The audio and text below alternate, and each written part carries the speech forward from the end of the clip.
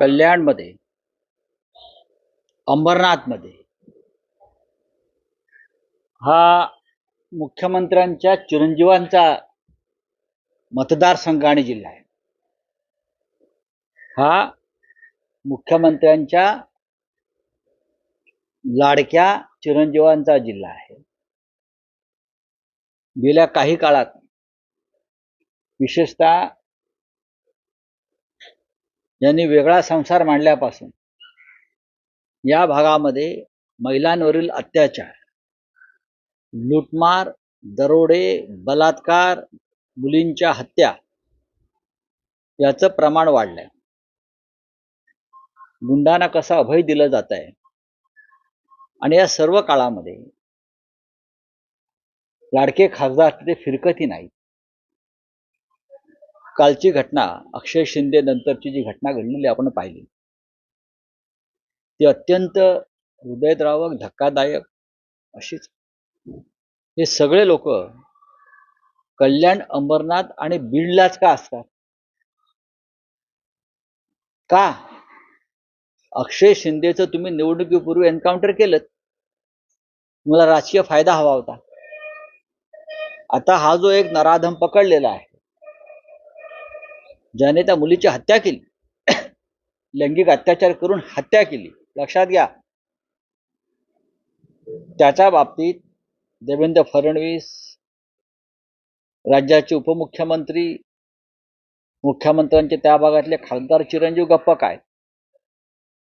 गप्प काय? हा पहिला प्रश्न. बीड मधलं चित्र अत्यंत गंभीर आहे.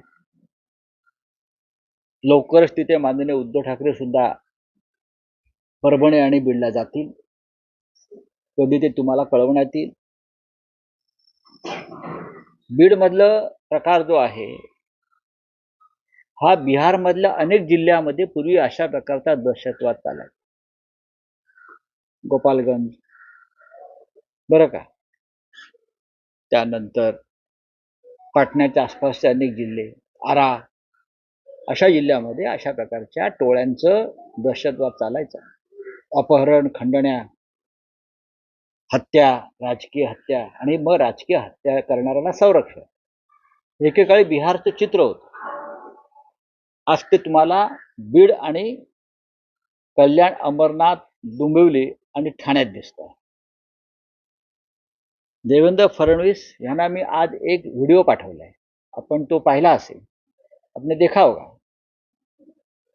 आदरणीय मुख्यमंत्र्यांनी हे पाहावं की बीडमध्ये कशा प्रकारे गेल्या काही वर्षामध्ये हत्या केलेल्या आहेत आणि त्या हत्यांच्या मागे कोण आहे,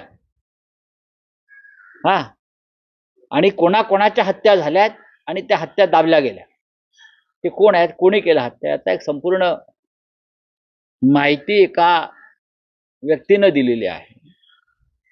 आणि मी तो व्हिडिओ सोशल माध्यमाच्या वतीनं लाडके मुख्यमंत्री आदरणीय देवेंद्र फडणवीस यांना पाठवलंय.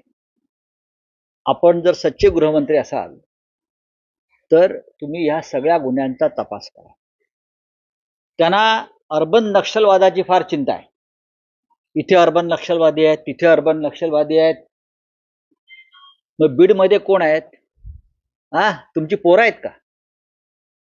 बीडमध्ये तुमचे जावई आहेत का पोरं आहेत ज्यांना अभय दिलं जात आहे? बीडमध्ये गेल्या काही वर्षामध्ये 38 हत्या झाल्या आणि 38 हत्या या राजकीय कार्यकर्त्यांच्या आहेत. त्यातले बहुसंख्य वंजारी समाजाचेच कार्यकर्ते आहेत. आपण पहा की माझ्याकडे माहिती होती की समोर आलेली आहे. 29 तारखेला तिथे एक मोर्चा निघतोय. त्या मोर्चाला राजकीय स्वरूप देता येणार नाही. हा सर्व पक्षीय, सर्व समाज पीडितांचा मोर्चा आहे. सरपंच संतोष देशमुख यांच्या खऱ्या मारेकऱ्यांना अटक करा आणि बीडमधला नक्षलवाद देवेंद्र फडणवीस सांगतात ना, तो अर्बन नक्षलवाद संपवा. कारण त्यांचा तो आवडता शब्द आहे, अर्बन नक्षलवाद. पण अर्बन नक्षलवाद देवेंद्र फडणवीस सांगतात तो वैचारिक असेल, आणि इथे या अर्बन नक्षलवाद्यांच्या हातात जे बीजेपीचे कार्यकर्ते आहेत, नेते आहेत आणि मंत्री आहेत, खासदार आहेत, आमदार आहेत, हे अर्बन नक्षलवादी, त्यांच्या हातामध्ये बेकायदेशीर बंदूक आहेत. ते खून करतात भर रस्त्यावर आणि तो खून पचवला जातो. बीडमधल्या अर्बन नक्षलवाद्यांना भाजपचं, राष्ट्रीय स्वयंसेवक संघाचं किंवा देवेंद्र फडणवीस यांचं संरक्षण आहे का, हे त्यांनी सांगायला पाहिजे. तुम्ही जेव्हा आमच्याकडे एक बोट दाखवता तेव्हा 3-4 बोटं तुमच्याकडे वळलेली आहेत. बीडमधल्या हत्याकांडांचा, गुन्हेगारीचा सूत्रधार हा तुमच्या मंत्रिमंडळात आहे. तुम्हाला लाज वाटली पाहिजे देवेंद्र फडणवीस. एक नाही 2 मंत्री त्या भागातले ज्याने ही हत्याकांड घडवलेली आहेत, हे तुमच्या मंत्रिमंडळामध्ये आहेत. कोणी भाजपमध्ये आहे तर कोणी अजित पवारांच्या मंत्रिमंडळात आहे. शाहू फुले आंबेडकरांची नावं घेता ना तुम्ही. मला लाज वाटते का यांची नावं घ्यायला? असा त्यांनी महाराष्ट्र घडवा असं कधी मार्गदर्शन केल्याचं माझ्या तरी स्मरणात नाही. देवेंद्र फडणवीस, आपण खोटं बोलण्याचं कृपा करून थांबवा. आपण राज्याचे मुख्यमंत्री आहात, आपण कायद्याचे रक्षक आहात. या राज्याचे गृहमंत्री जे आहात आपण झालेला, ते फक्त विरोधकांचा काटा काढण्यासाठी झालेला नाही किंवा आपल्या सहकाऱ्यांचे आणि आपल्या पक्षाचे गुन्ह्यांवर पांघरून घालण्यासाठी आपल्याला गृहमंत्रीपद मिळालेलं नाही. आपल्याला महाराष्ट्राच्या जनतेचं, माय भगिनींचं रक्षण करण्यासाठी दिलं. आपल्याला खूप चिंता असते लाडक्या बहिणींची, बरोबर ना? त्यांचे लाडके भाऊ आहात ना आपण. लाडका भाऊ, देवा भाऊ, लाडका भाऊ. परळी आणि आसपासच्या परिसरामध्ये अनेक लाडक्या बहिणींचं कुंकू पुसलं गेलेलं आहे आणि ते कुंकू पुसणारे तुमच्या मंत्रिमंडळामध्ये आहेत. तेव्हा लाडक्या देवा भाऊंनी, या सगळ्या लाडक्या बहिणीच्या विधवा झालेल्या आहेत, त्यांच्या लाडक्या भावाचं जर खरोखर तो भाऊ असेल तर बदला घेईल. भाऊ असेल तर कायद्यानं बदला घेईल या सगळ्यांचा. हे मी आता तुम्हाला सांगतोय. पण देवेंद्र फडणवीस असतील, अजित पवार असतील, हे सगळे लाडक्या बहिणींचं कुंकू पुसणाऱ्या अर्बन नक्षलवाद्यांना प्रोटेक्शन देत आहेत. चला, पर्यटन करू नका असं मुख्यमंत्री, पर्यटन करू नका. राहुल गांधी शरद पवार तिकडे जाऊन होते. मग तुमचे मंत्री कशा करता गेले? तुमच्या मंत्रिमंडळातले मंत्री कशा करता गेले? कोठेवाडीला तुम्ही कशा करता पर्यटन करत होतात? आपण याआधी काय केलं? पर्यटनच केलीत. विरोधी पक्षाचं काम आहे. तुम्ही विरोधी पक्षात दबाव आणू नका. विरोधी पक्षाने जर हा विषय उचलला नसता, संतोष देशमुखचा, सोमनाथ सूर्यवंशीचा, तर हे दोन्ही खून फडणवीस तुमच्या गृह खात्यानं पचवले असते आणि ढेकर दिले असते. पर्यटन करू नका. राहुल गांधी शरद पवार तिकडे जाऊन होते. मग तुमचे मंत्री कशा करता गेले? तुमच्या मंत्रिमंडळातले मंत्री कशा करता गेले? कोठेवाडीला तुम्ही कशा करता पर्यटन करत होतात? आपण याआधी काय केलं? पर्यटनच केलीत. विरोधी पक्षाचं काम आहे. तुम्ही विरोधी पक्षात दबाव आणू नका. विरोधी पक्षाने जर हा विषय उचलला नसता, संतोष देशमुखचा, सोमनाथ सूर्यवंशीचा, तर हे दोन्ही खून फडणवीस तुमच्या गृह खात्यानं पचवले असते आणि ढेकर दिले असते. बीड मधली जी परिस्थिती आहे, संवेदनशील बनलेलं आहे. अनेक व्हिडिओ समोर येत आहेत की ज्यात तरुण रस्त्यावर पिस्तुलानं गोळीबार करत आहेत. अनेकांकडे शस्त्रांचे परवाने आहेत आणि अशा वेळेस हे सगळं प्रकरण घडल्यानंतर सगळ्यात आधी बीडमधले सगळे शस्त्र परवाने रद्द केले पाहिजे तात्काळ आणि शस्त्र जमा केली पाहिजे. बीडमध्ये माझ्या माहितीनुसार 1500च्या वर शस्त्र परवाने आहेत परळीतच, आणि त्याहीपेक्षा 7 ते 8 हजार बेकायदा शस्त्र तिथे आलेले आहेत आणि ही सर्व शस्त्र नेपाळ आणि बिहारमधून आणलेली आहेत आणि त्या शस्त्रांचा वापर करून मंत्रिमंडळात असलेले फडणवीसांचे जे सहकारी आहेत त्यांच्या टोळ्या दहशतवाद निर्माण करतात. हे अगदी फडणवीसांनी मान्य करावं आणि स्वीकारावं. खरं म्हणजे मी कालही म्हणालो, राज्यघटनेमध्ये तशी तरतूद नाही. राज्यघटनेत तशी तरतूद नाही की एका जिल्ह्यामध्ये राष्ट्रपती शासन लावावं. नाहीतर बीड, कल्याण, अंबरनाथ ही फिट केस आहे. अशा प्रकारचं राष्ट्रपती शासन लावण्यासाठी इतका भयंकर अत्याचार, शोषण, दहशतवाद या 2 ठिकाणी सुरू आहे. आणि महाराष्ट्राची प्रतिमा या 2 जिल्ह्यांमुळे अत्यंत मलिन होते आहे. हे देवेंद्रजींना कळलं पाहिजे, कारण ते राज्याचे आज मुख्यमंत्री आहेत. त्यांनी संविधानाची शपथ घेतलेली आहे सगळ्यांचं रक्षण करण्याची. मी मगाशी आकडा सांगितला, 38 पेक्षा जास्त लाडक्या बहिणीचं कुंकू ज्या पद्धतीनं पुसलं गेलंय हत्या करून, देवेंद्रजींना माहीत नाही, गृहमंत्री, बाकी त्यांना सगळं माहीत असतं. आमचे फोन टॅप करतात, आमच्या मागे हेर लावतात, सगळं करतात ना, आमची माहिती घेतात विरोधकांची, आमचे पक्ष फोडतात, वेषांतर करून फिरतात. देवेंद्रजींनी वेषांतर करून परळीमध्ये फिरावं. धनंजय मुंडेंना कोणाचा राजकीय आशीर्वाद किंवा फडणवीसांचा. आणि तो का आहे? फडणवीस अजित पवारांचा. तो का आहे? त्यांनी सांगावं, हे त्यांनी सांगावं.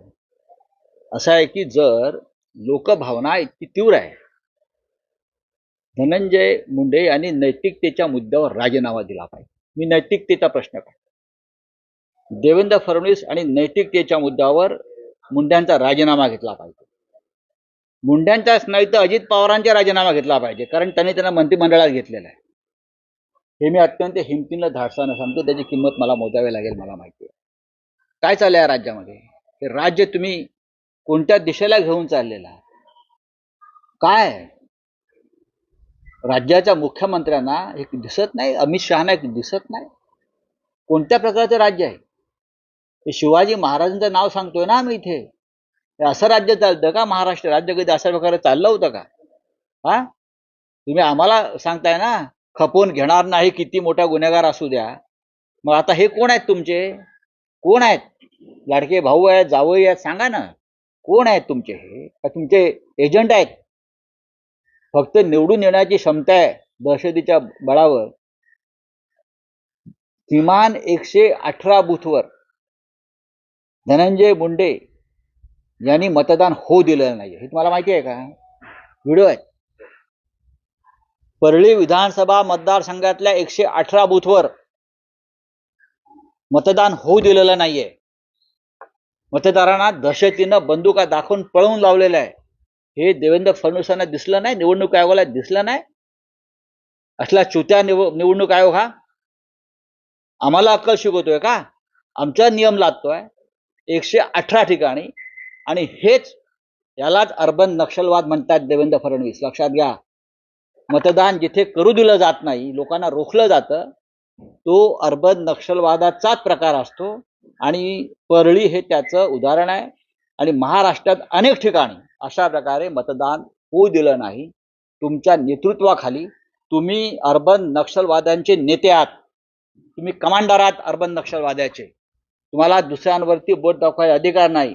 अर्बन नक्षलवाद या राज्यात जर कोणी पोसत असेल तर ते देवेंद्र फडणवीस आणि त्यांचा भारतीय जनता पक्ष पोसतो.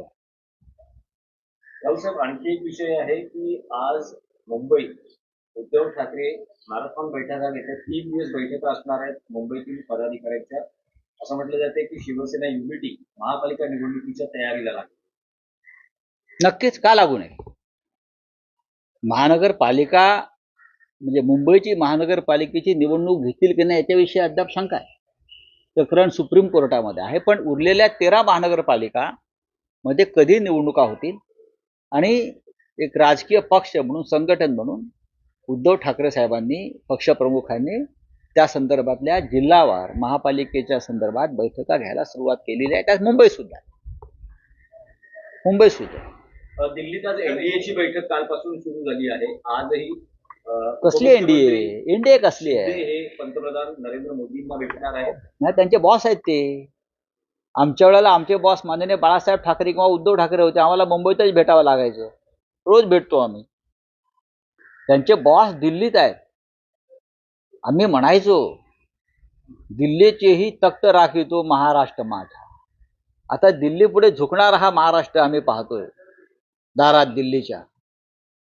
तरी काळी दिल्लीचं तख्त मराठ्यांनी फोडलेलं आहे आम्ही.